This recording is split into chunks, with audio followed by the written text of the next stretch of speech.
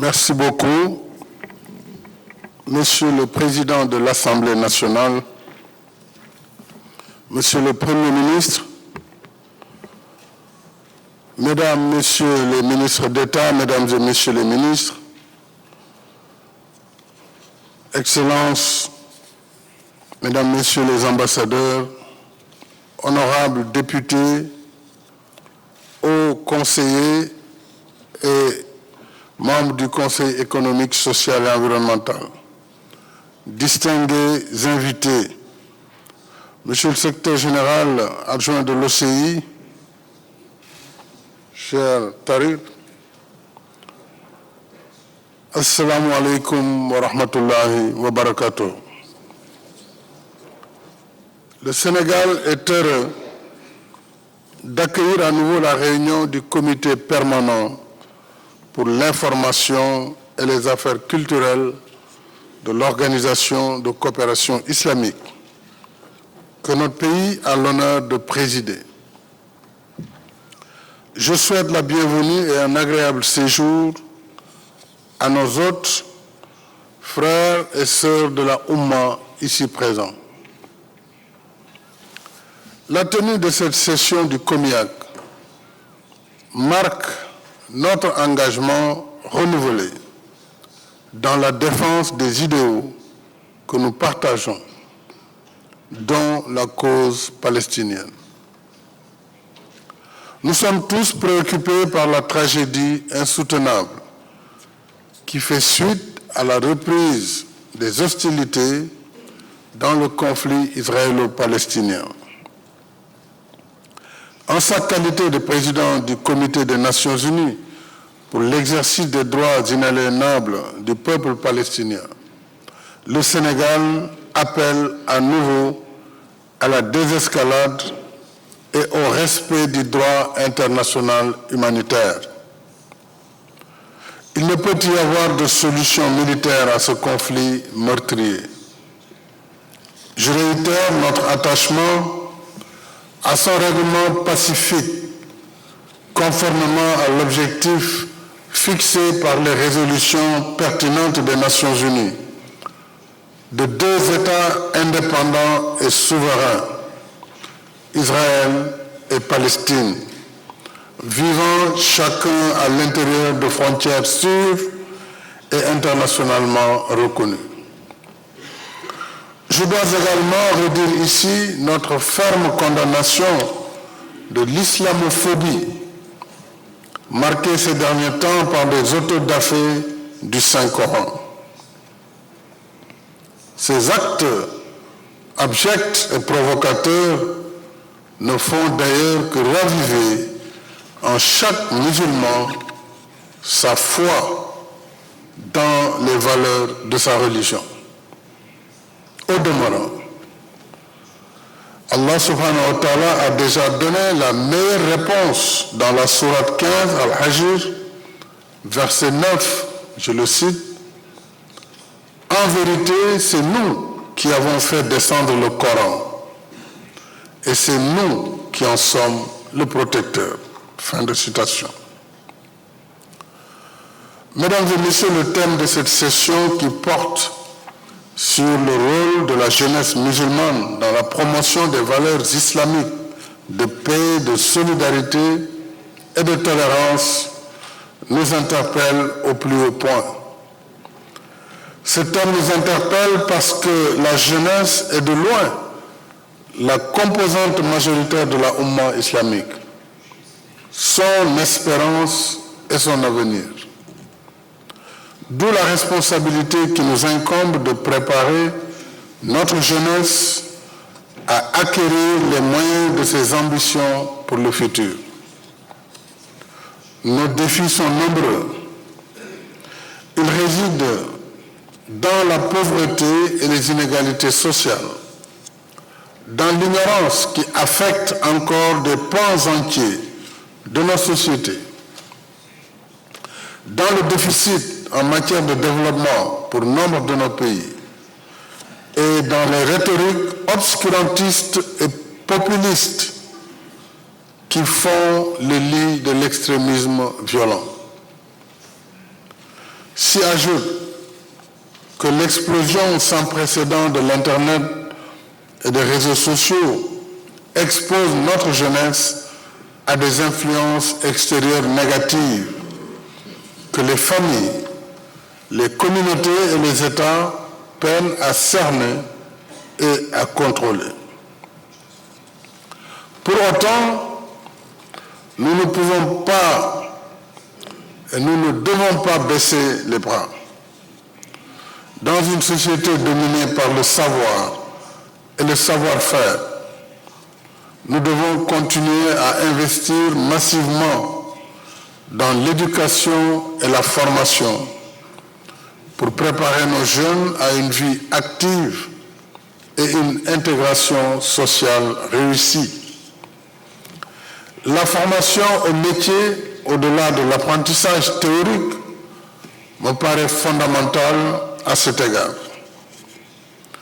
Au Sénégal, c'est l'impulsion que nous avons voulu donner à notre système éducatif à travers la construction de nouveaux centres de formation professionnelle, la création d'instituts supérieurs d'enseignement professionnel et la modernisation des écoles coraniques, communément appelées Dara ou Médarsa.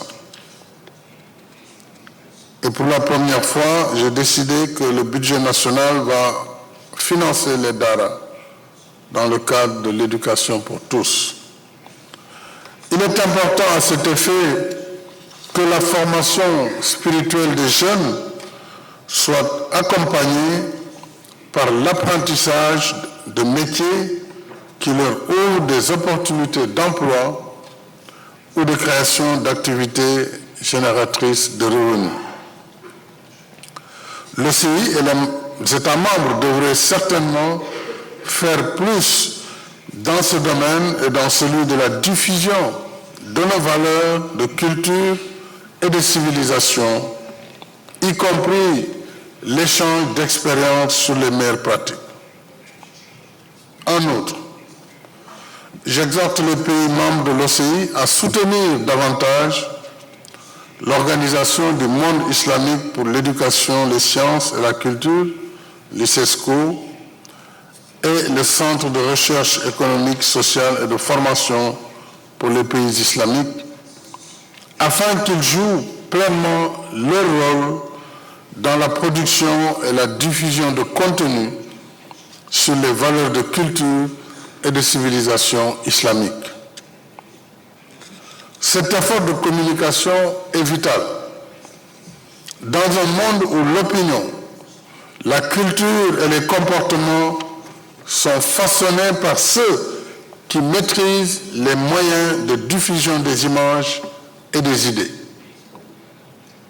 C'est dans cet esprit que le Sénégal, avec le soutien du Royaume d'Arabie Saoudite, est en train de finaliser la construction d'un musée sur la vie et l'œuvre du prophète Mohammed, paix et salut sur lui, grâce également à la coopération avec la Ligue islamique mondiale.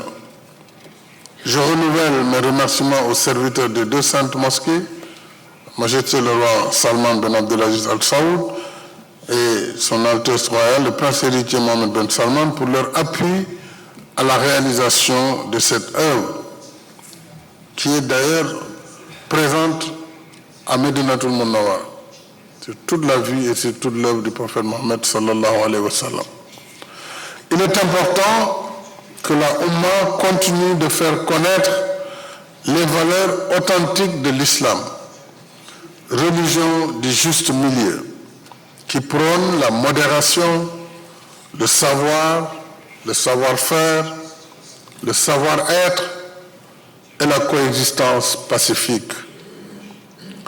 Ainsi en est-il du dialogue entre le prophète Mohammed, paix et salut sur lui, et ses autres chrétiens venus de Najran, qu'il invita à faire leur prière dans sa propre mosquée.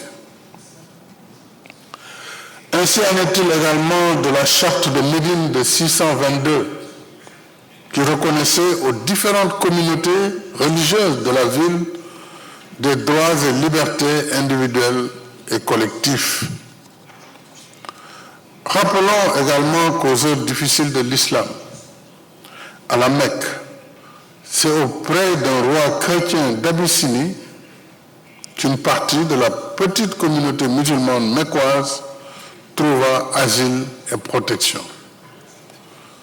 En d'autres temps, sous le règne de souverains musulmans en Andalousie, en Irak et sous l'Empire ottoman, la cohabitation des trois religions monothéistes a favorisé d'intenses collaborations dans des domaines aussi variés que l'industrie, l'art, la littérature, la grammaire, la philosophie, la pensée ésotérique, la science et la technologie.